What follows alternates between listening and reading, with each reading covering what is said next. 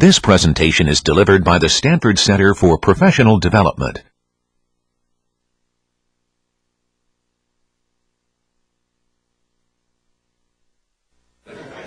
Good afternoon. All right, you guys are talkative. So just we talked just a little bit about the vocabulary of recursion at the end of Friday, and it was very rushed for time. So I'm just going to repeat some of those words to get us thinking about what the context for solving problems recursively looks like, and then we're going to go on and do a lot of examples. So the idea is that a recursive function is one that calls itself. That's really all it means, right? At the most trivial level, it says that in the context of writing a function Binky, it's going to make a call or one or more calls to Binky itself, passing an argument as part of solving or doing some task. The idea is that we're using that because the problem itself has some self-similarity, where the answer I was seeking, so the idea of surveying the whole campus, can actually be thought of as, well, if I could get somebody to survey this part of campus and this part of campus, somebody to survey all the freshmen, somebody to and whatnot, that those in a sense those surveys are just smaller instances of the same kind of problem I was originally trying to solve, that if I could recursively delegate those things out, and then they themselves may in turn delegate even further to smaller but same structured problems, to where we could eventually get to something so simple, in that case of like, well, asking 10 people for their input, that don't require any further decomposition. We will have worked our way to this base case that then we can gather back up those results and solve the whole thing. This is going to feel very mysterious at first. And some of the examples I give, you'll say, well, I have really easy alternatives other than recursion, so it's not going to seem even worth the pain of trying to get your head around it. But eventually we're going to work our way up to problems where recursion really is the right solution, and there are no other alternatives that are obvious or simple to do. So the idea throughout this week is actually just a lot of practice. That telling you what the terms mean, I think, is not actually going to help you understand it. I think what you need to see is examples. And so I'm going to be doing 4 or 5 examples today, 4 or 5 examples on Wednesday, and 4 or 5 examples on Friday that each kind of build on each other, kind of take the ideas and get a little more sophisticated. But by the end of the week, I'm hoping that you're going to start to see these patterns and realize that in some sense, the recursive solutions tend to be more alike than different. That once you have your head around how to solve one type of problem, you may very well be able to take the exact same technique and solve several other problems that may sound different at first glance, but in the end, the recursive structure looks the same. So I'd say just hold the discomfort a little bit and wait to see as we keep working which example may be the one that kind of sticks out for you to help you get it through. So we're going to start with things that fit in the category of functional recursion. The functional in this case just says that you're writing functions that return some non-void thing, an integer, a string, and some vector of results or whatever that is. And that's all it means to be a functional recursion. It's a recursive function that has a result to it. And because of the recursive nature, it's going to say that the outer problem's result, the answer to the larger problem, is going to be based on making calls, one or more calls, to the function itself to get the answer to a smaller problem, and then adding them, multiplying them, comparing them to decide how to formulate the larger answer. All recursive code follows the same decomposition into 2 cases. Sometimes there's some subdivisions within there, but 2 general cases. The first being this base case. That's something that the recursion eventually has to stop, right? That we keep saying, take the task and break it down, make it a little smaller. But at some point, right, we really have to stop doing that, right? We can't go on infinitely. There has to be some base case, the simplest possible version of the problem that you can directly solve. You don't need to make any further recursive calls. So the idea is that it kind of bottoms out there and then allows the recursion to unwind. The recursive cases, and there may be one or more of these, right? In the case where it's not that simple, that the answer isn't directly solvable, but if you had the answer to a smaller, simpler version, you would be able to assemble that answer you're looking for using that information from the recursive call. So that's the kind of structure that they all look like. Some sort of test. If I'm at the base case, then do the base case thing and return it. Otherwise, make some recursive calls and use that to return a result from this iteration. So let's first look at something that the first couple examples I'm going to show you actually are going to be so easy that in some sense they're almost going to be a little bit counterproductive, because they're going to teach you that, well, recursion doesn't let you do things you already know how to do. And then I'm going to work my way up to ones that actually get beyond that. But let's look at first the raised to power. So C++ has no built-in exponentiation operator. There's nothing that raises a base to a particular exponent in the operator set. So if you want it, you need to write it, or you can use, there's a math library called POW for raised to power. We're going to write our own version of it, because it's going to give us some practice thinking about this. And the first one I'm going to show you is one that should feel very familiar and very intuitive, right, which is using an iterative formulation. If I'm trying to raise base to the exponent, then that's really simply multiplying base by itself exponent times. So this one uses a for loop and does so, right? Starts the result at 1, and for iterations through the number of exponents, right, keeps multiplying, right, to get there. Now, so that one's fine, and it will perfectly work.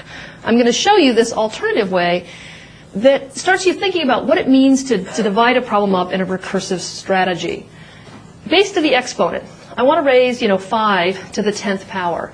If I had around some delegate, right, some clone of myself that I could dispatch to solve the slightly smaller problem of computing 5 to the 9th power, then all I would need to do is take that answer and multiply it by one more 5, and I get 5 to the 10th.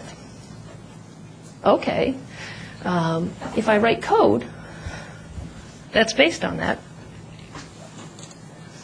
then I end up with something here, and I'm going to let these two things go through to show us that to compute the answer to 5 to the 10th power, what I really need is the answer to 5 to the 9th power, which I do by making a recursive call to the same function I'm in the middle of writing.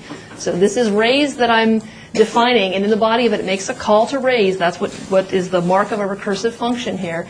I pass slightly different arguments. In this case, write one smaller exponent, which is getting a little bit closer to that simplest possible case, right, that we will eventually terminate at, where we can say, well, I don't need to further dispatch any delegates and any clones out there to do the work. That if the exponent I'm raising it to is 0, by definition, anything raised to the exponent of 0 is 1, I could just stop there. So when computing 5 to the 10th, right, we're going to see some recursion at work. Let me take this code into the compiler so that we can see a little bit about how this actually works in terms of that. So that's exactly the code I have there. And I can say,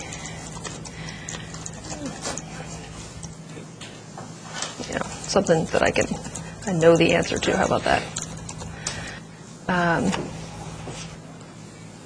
First, we'll take a look at it. Doing its work, so 5 times 5 times 5 should be 125. So we can test a couple little values while we're at it, right? 2 to the 6th power, that should be 64. Just to see a couple of the cases, just to feel good about what's going on. And then raising, let's say, 23 to the 0 power should be 1, as anything raised to the 0 power should be. So a little bit of spot testing to feel good about what's going on. Now, I'm going to go back to this idea of like 2 to the 6th. And I'm going to set a breakpoint here. Take that breakpoint out. And I'm going to run this guy in the debugger.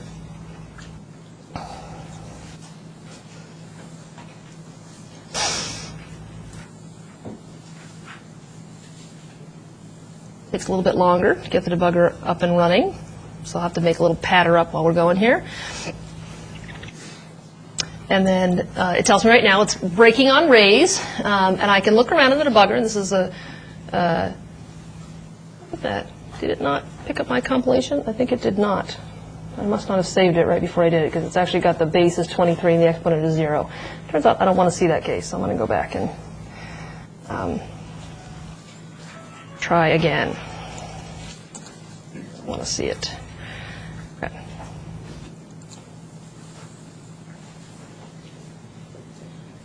Oh, oops. Oh, I did not.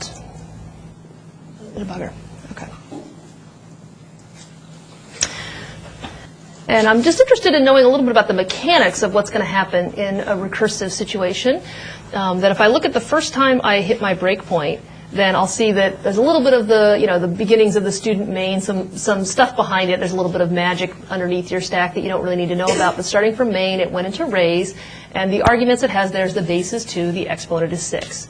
If I continue from here, then you'll notice the stack frame got one deeper, there's actually another invocation of raise, and in fact they're both active at the same time. That the previous raise that was trying to compute 2 to the 6th is kind of in stasis back there, waiting for the answer to come back from this version, right, which is looking to raise 2 to the 5th power. If I continue again, I get 2 to the 4th. I keep doing this, right, I'm going to see these guys kind of stack up, each one of those kind of waiting for the delegate or the clone to come back with that answer so that then it can do its further work incorporating that result to compute the thing it needed to do.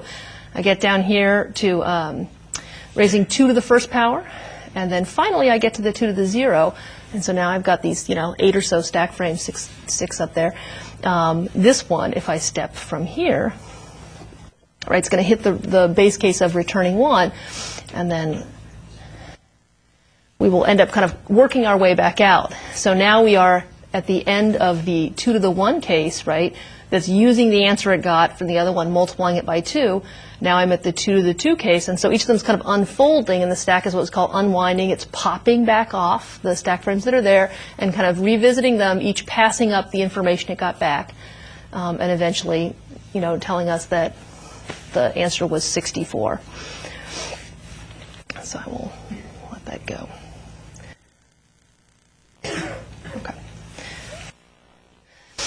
So the idea that all of those stack frames kind of exist at the same time, right? They're all being maintained independently. So the idea that the compiler isn't confused by the idea that raise is invoking raise, which is invoking raise, that each of the raise stack frames is distinct from the other ones. So the invocations are actually kept separated. So one had 2 to the 6th, the next one had 2 to the 5th, and so on.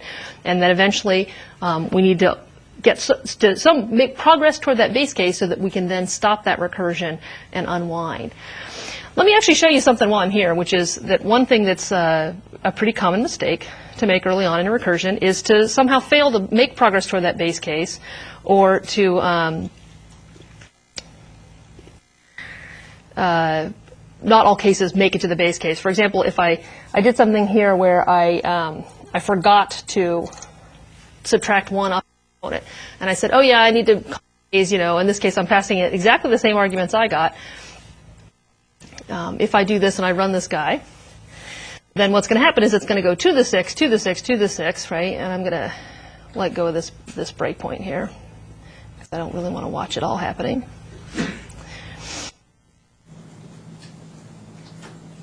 And there it goes. Loading 6,493 stack frames, 0% completed. It's going to take a while, as you can imagine. And usually once you see this error message, it's your clue to say, yeah, I can cancel. I know what happened, right? The only reason, right, I should have gotten, 6,500 stack frames, right, loaded up is because I made a mistake, right, that's caused the stack to totally overflow. And so the behavior, right, in C++ or C, right, is that when you have so many of those stack frames, eventually the space that's been allocated or set aside for the function stack will be exhausted. It will use all the space it has and run up against a boundary and typically report it in some way that suggests, sometimes you'll see stack overflow, stack out of memory error, in this case showing you the 7,000 stack frames, right, that are behind you, and then if you were to examine them you could see, oh, they all have exactly the same arguments and they weren't getting anywhere. I'm not going to actually let it do that because I'm too impatient. Let me fix this code while I'm here. But other things, right, that even this code that actually looks correct for some situations also has a subtle bug in it. Even after I fix this, right, which is that right now it assumes that the exponent is positive, right, that it's some number, that I can subtract my way down to 0. If I actually miscalled raise and I gave it a negative exponent, right, it would go into infinite recursion as well, right? If you started it at, 10 to the negative 1st power, right, it would go negative 1st, negative 2nd, negative 3rd, 6,500 stack frames later, right, we'd run out of space. In the case of this, right, since we're only intending to handle those positive powers, we could just put an error in there. There's like, yeah, if the exponent is less than 0, then raise an error and don't even try to do anything with it. Okay. So let me show you just a slightly different way of doing this that's also recursive, but that actually gets the answer a little bit more efficiently. And this is a different way of dividing it up, but still using a recursive strategy, which is that if I'm trying to compute, 5 to the 10th power, that if I had the answer not of, 5 to the 9th power, but instead I had the answer of 5 to the 5th power, and then I multiplied that by itself, I would get that 5 to the 10th power that I seek. And then there's a little bit of a case, though, of like, well, what if the power I was trying to get was odd? If I were trying to raise it to the 11th power, right, I could compute the half power, right, which get me to the 5th multiplied by the 5th, but then I need one more base multiplied in there to make up for that half. Okay. And so I can write another recursive formulation here. Same sort of base case, right, about detecting when we've gotten down. But then in this case, the recursive call we make is to base of the exponent divided by 2, and then we use it with the if-else on whether the exponent was even or odd to decide whether to just square that number or to square it and tack in another power of the base while we're at it. So this one, right, is going to be much more quick about getting down to it, whereas the one we saw, right, was going to put one stack frame down for every successive exponent power. So if you wanted to raise something to the 10th or 20th or 30th power, right, then you were giving yourself 10, 20, 30 stack frames. Something like, 30 stack frames is not really something to be worried about, but if you were really trying to make this work on much, much larger numbers, which would require some other work because exponent is a very rapidly growing operator to overflow your integer quickly.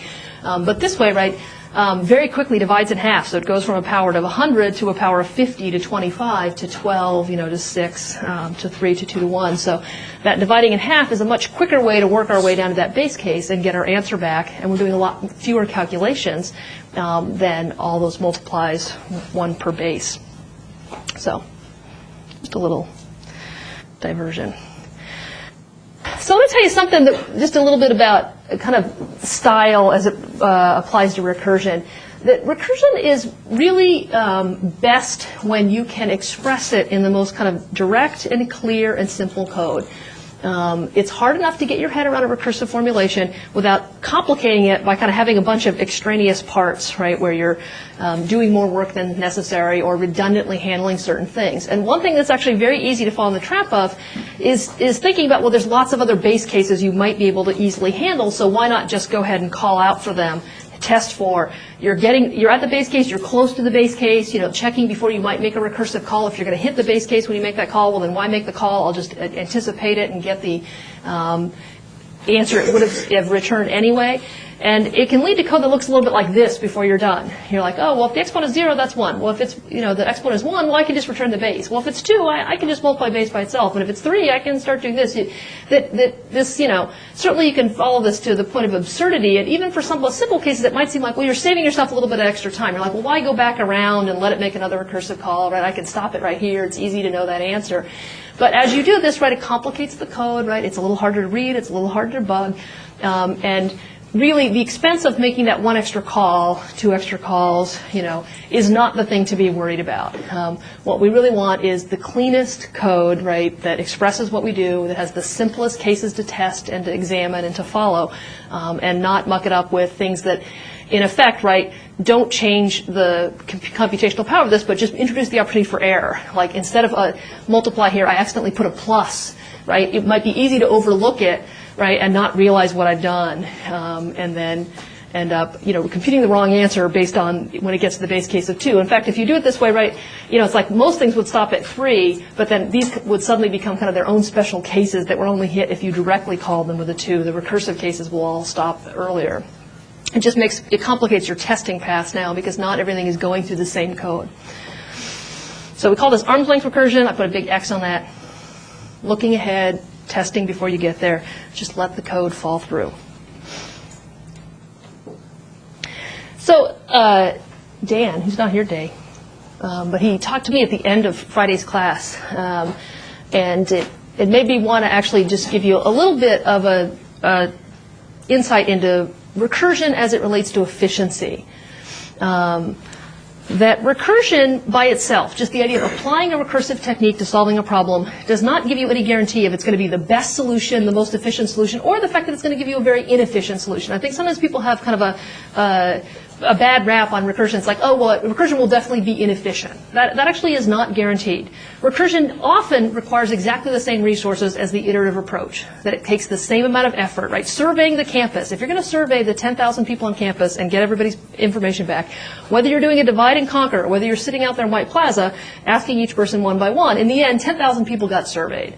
that the recursion is not part of what made that longer or shorter. It might actually, depending on kind of how you have resources, work out better. Like you could get a bunch of people in parallel surveying. You might end up completing the whole thing in less time, but it required kind of more people and more clipboards and more paper while the process was ongoing than me standing there with one piece of paper and a clipboard. But then again, it took lots of my time, right, to do it. So in many situations, it's really no better or no worse than the alternative. It makes a little bit of some trade-offs of where the time is spent. There are situations, though, where recursion can actually make something that was efficient inefficient. There are situations where it can take something that was inefficient and make it efficient. So it's more of a case-by-case basis, right, to decide whether recursion is the right tool if efficiency is one of your primary concerns. I will say that for problems with simple iterative solutions that operate relatively efficiently, iteration is probably the best way to solve it. So raised to power, it's like, yeah, you can certainly do that iteratively. There's not some huge advantage that recursion is offering. I'm using them here because they're simple enough to get our head around. We're going to work our way toward problems where we're going to find things that require recursion, which is kind of one of the third points I put here. Well, then why do we learn recursion? What's recursion going to be good for? First off, recursion is awesome. There are some problems, right, that you just can't solve using anything but recursion. So that the alternative is like, well, I'll just write it iteratively, won't work. Right, you'll try, but you'll fail, right? That they inherently have a recursive structure to them where recursion is the right tool for the job. Often it produces the most beautiful, direct, and clear, elegant code. The next assignment that will go out has these problems that you do in recursion, and they're each about 10 lines long. Some of them 5 lines long. They do incredible things in 5 lines because of the descriptive power of describing it as here's a base case and here's a recursive case, and everything else, right, just follows from applying this and reducing the problem step by step. So you will see things that where the recursive code is just beautiful, clean, elegant, easy to understand, easy to follow, easy to test, solves a recursive problem.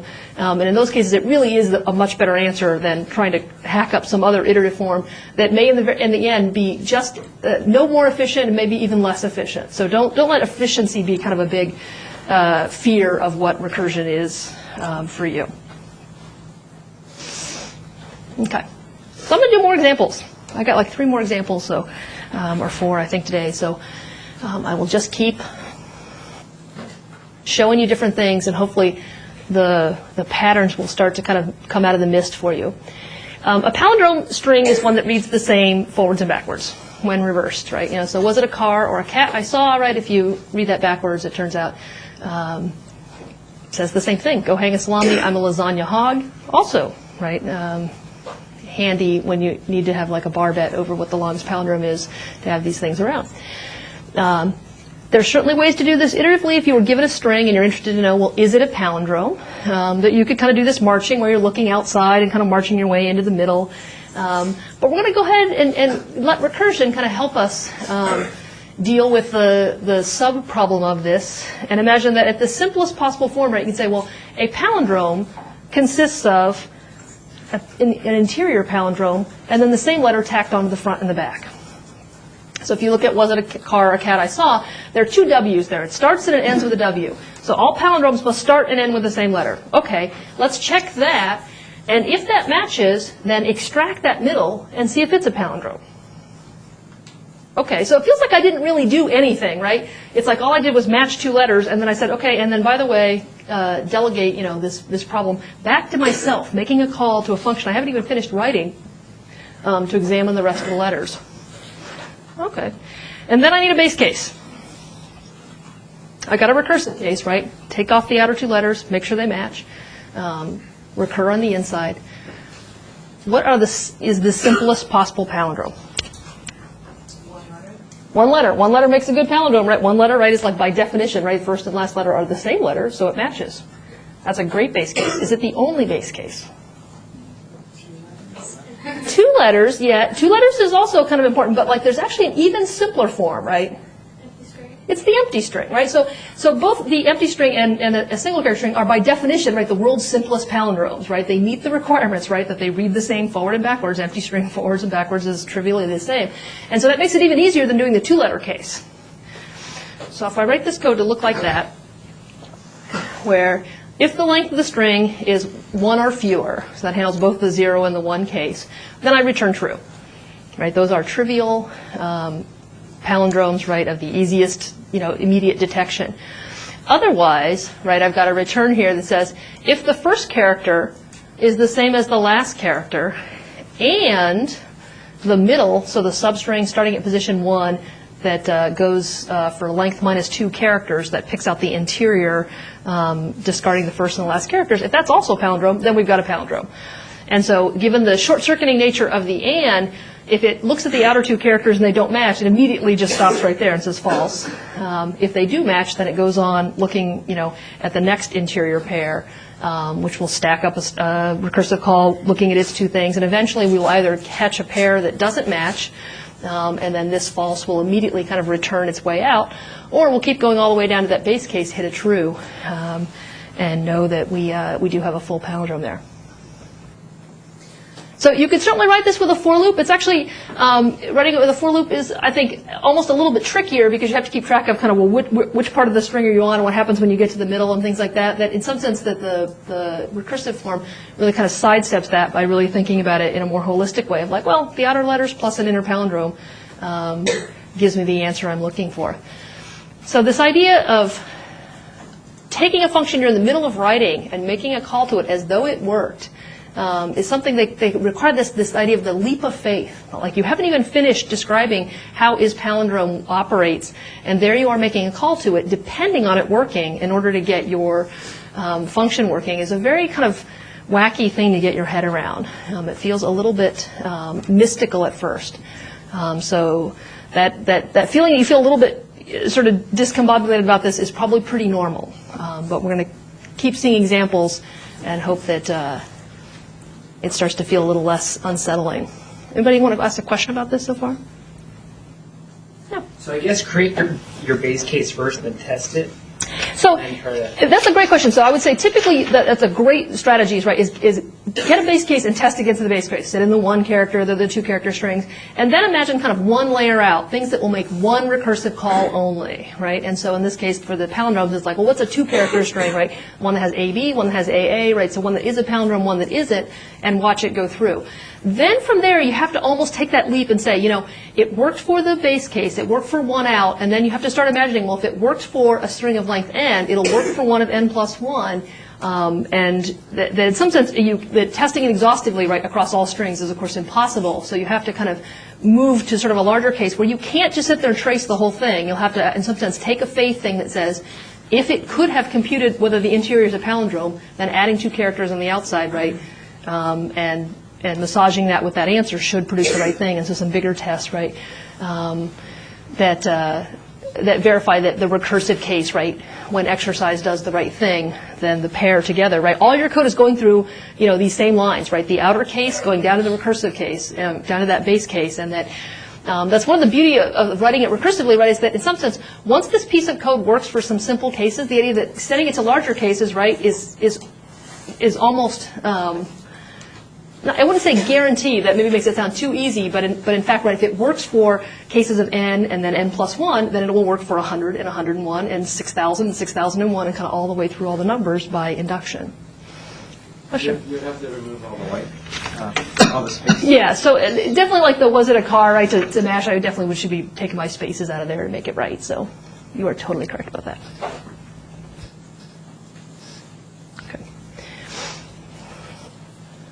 So let me show you one where recursion is going to definitely buy us some real efficiency and some real clarity in solving a search problem. I've got a vector. Let's say it's a vector of strings, vector of numbers, vector of anything, doesn't really matter. And I want to see if I can find a particular entry in it, right? So unlike the set, which can do a fast contains for you, right, in vector, right, if I haven't done anything special with it, then there's no guarantee about where to find something. And so if I want to say, well, did somebody score 75 on the exam? Well, then I'm going to have to just walk through the vector starting at slot 0, walk my way to the end, and compare to see if I find a 75. If I get to the end and I haven't found one, then I can say no. So that's what's called linear search. Linear kind of implies this kind of left to right sequential processing. And linear search has the property, right, that as the size of the input grows, right, the amount of time taken to search it kind of grows in proportion.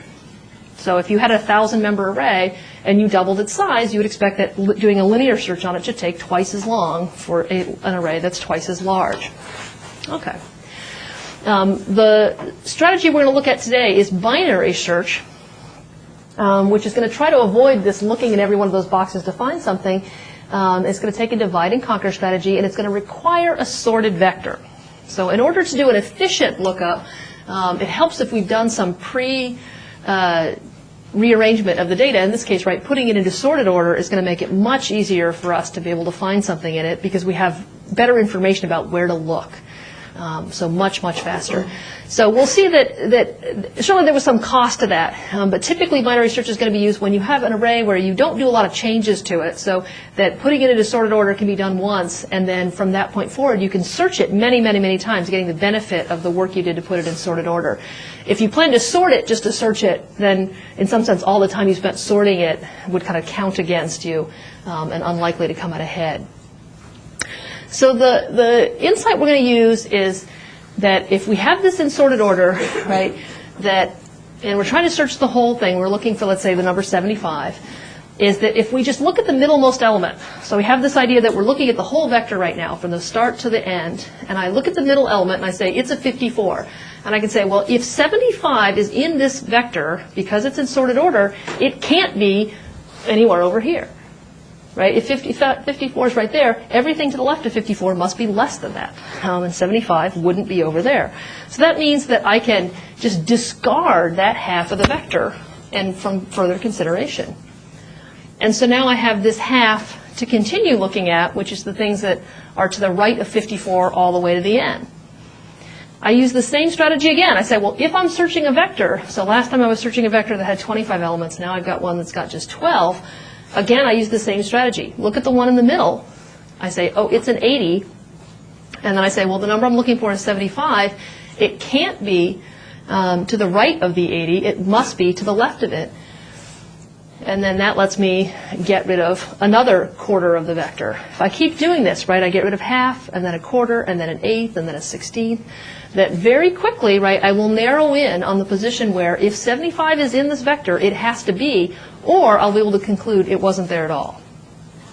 But I kind of worked my way in, and I found a 74 over here and a 76 over there, then I'm done. And so that base case comes when I have such a small little vector there where my bounds have kind of crossed in such a way that I can say, wow, I never found what I was looking for. Okay, so let's walk through this bit of code that kind of puts into C++ the thing I just described here. I've got a vector. In this case, I'm using a vector that's containing strings. It could be ints, it could be anything, it doesn't really matter. I've got a start and a stop, which I identify the sub-portion of the vector that we're interested in. So the start is the first index to consider, the stop is the last index to consider. So the very first call to this will have start set to 0 and stop set to the vector's size -1. I compute the midpoint index, which is just the sum of the start and stop divided by 2.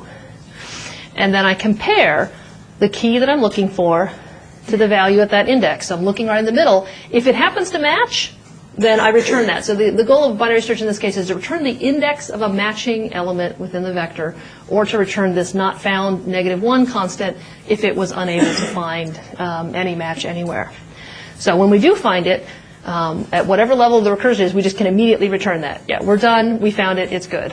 Otherwise, right, we're going to make this recursive call that looks at either the left half or the right half based on if key is less than the value we found at the midpoint, then the place we're searching still has the same start position, but is now capped by the element exactly to the left of the midpoint, and then the right one, the inversion of that, right, one to the right of the midpoint and the stop unchanged. So taking off half of the elements under consideration at each stage, eventually, right, I will get down to the simplest possible case. And the simplest possible case isn't that I have a one-element vector and I found it or not. The really simple case is actually that I have 0 elements in my vector, that I just kept, moving in the upper and lower bound point until they crossed, which meant that I ran out of elements to check. And that happens when the start index is greater than the stop index. So the start and the stop, if they're equal to each other, mean that you have a one-element vector left to search. But once for example, if you got to that case where you have that one-element vector left to search, you'll look at that one, and if it matches, you'll be done. Otherwise, right, you'll end up either decrementing the stop to move past the start or incrementing the start to move past the stop, and then that next iteration will hit this base case. It said, I looked at the last element in a one element vector, it didn't work out. I can tell you for sure it's not found. If it had been here, I would have seen it. And this is looking at just one element each recursive call, and the recursive calls in this case stack up to a depth, right, based on the logarithm of the size to the power 2. So that if you have 1,000 elements, right, that you look at one, and now you have a 500 element collection to look at again. You look at one, you have a 250 element, 125, 60, 30, 15. So at each stage, right, half of them remain for the further call, and the number of times you can do that, right, for 1,000 is the number of times you can divide 1,000 by 2, which is the log base 2 of that, which is roughly 10. So if you were looking at a 1,000-member array, if it's in sorted order, it takes you 10 comparisons to conclusively determine where an element is if it's in there, or that it doesn't exist in the array at all. If you take that 1,000-element array and you make it twice as big, so now I have a 2,000-member array, how much longer does it take? One more step, just one, right? You look at one, and now you have a 1,000-member array. So however long it took you to do that 1,000-member array, it takes one additional comparison, kind of one stack frame on top of that to get its way down. So this means actually this is super efficient, that you can search. So for example, a million is roughly 2 to the 20th power. So you have a million entry collection to search. It will take you 20 comparisons, right, to say for sure it's here or not, and here's where I found it, just 20. You go up to 2 million, takes 21, right? The very, very slow growing function, right? That logarithm function. So that tells you that this is going to be a very efficient way of searching a sorted array. It's a category thing called the divide and conquer, right? That take a problem, divide it, and typically in half, but sometimes in thirds or some other way, and then kind of, in this case, it's particularly handy that we can throw away some part of the problem, so we divide and focus on just one part to solve the problem. Okay. All right, so this is the first one that's going to start to really inspire you for how recursion can help you solve problems that you might have no idea how to approach any other way than using a recursive formulation. So this is an exercise that comes out of the reader in chapter 4. And the context of it is you have n things. So maybe it's n people in a dorm, 60 people in a dorm. And you would like to choose k of them, and let's make k a real number 4, 4 people to go together with Flix. So of your 60 dorm mates, how many different ways could you pick a subset of size 4 that doesn't repeat any of the others? So you can pick the 2 people, from the first floor, 1 person from the middle floor, 1 person from the top floor, but then you can kind of shuffle it up. Well, what if you took all the people from the first floor, or these people from that room and whatnot? You can imagine there's a lot of kind of machinations, right, that could be present here. And counting them, it's not quite obvious, unless you kind of go back to start working on your real math skills, how it is that you can write a formula for this. So what I'm going to give you is a recursive way of thinking about this problem. So I drew a set of the things we're looking at.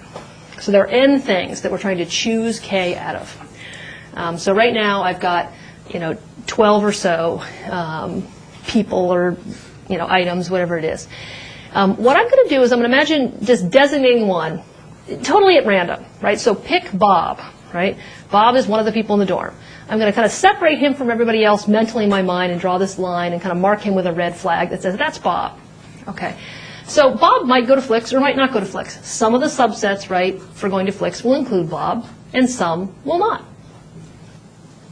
Okay. So what I'd like to think about is, how many different subsets can I make that include Bob, and how many different subsets can I make that don't include Bob?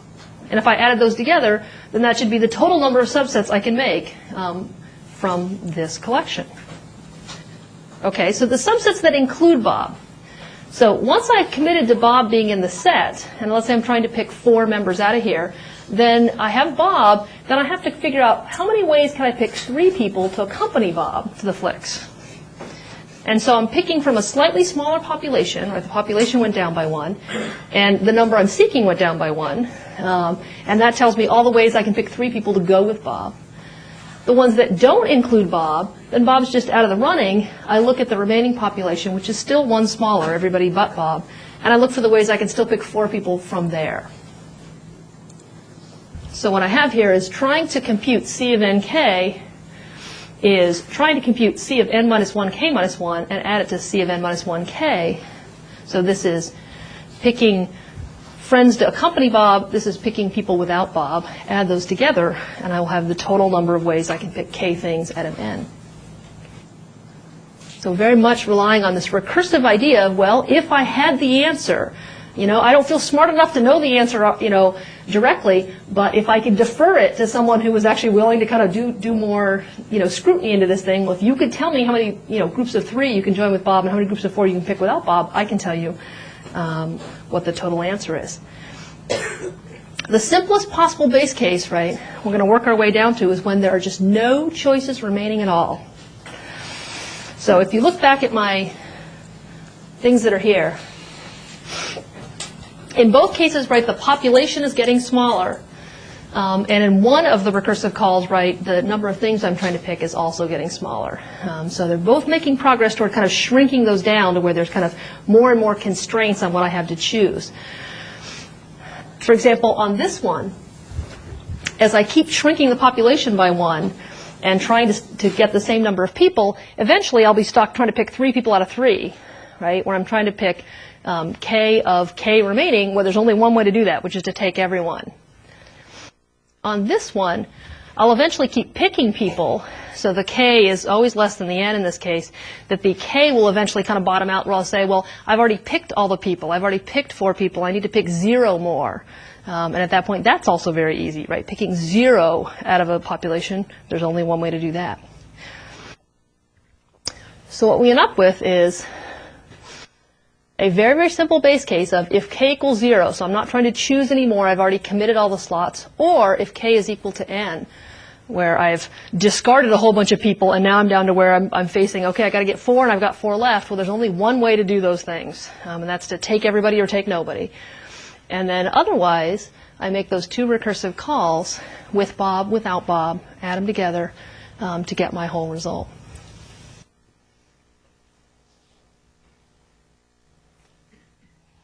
That's wacky. I'm going to read you something,